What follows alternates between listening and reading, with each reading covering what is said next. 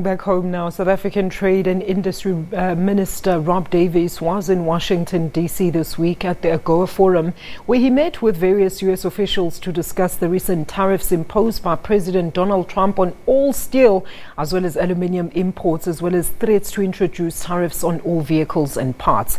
Our reporter Harry Horton began by asking him how we push back on the U.S. tariffs.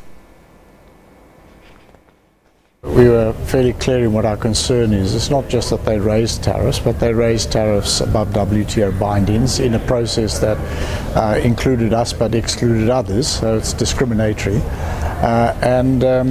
We said in that particular case, as I said to the Deputy USTR when we had a phone conversation with him about this matter, we ended up being collateral damage in a dispute that's not of our making, and in which we are also having to grapple with the consequences of the global steel glut. Now, the US has threatened to impose some tariffs on auto imports as well. They haven't been implemented yet, but are you concerned that they're already having an effect? Well, we made the point because we were told that if our representation on the steel and aluminium, or at least some of the lines, is successful, that we will get the tariff money back. And we said, well, that's not really the issue. The issue is the certainty for the access to the market. So, in actual fact, on some of those products, my information is that some of the importers are just paying the tariff.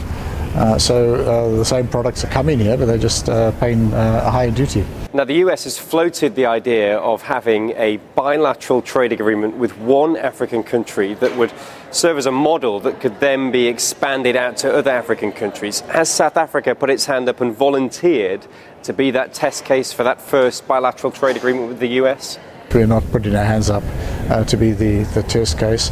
The general message that came from the African Union was that we're now well into the process of the establishment of the Continental Free Trade Agreement, and our heads of state indicated, and the representative of the AU, the Deputy Executive Secretary of the AU, read out the statement that we are now under instruction from our heads of state to abstain from negotiations with third parties until that agreement comes into force.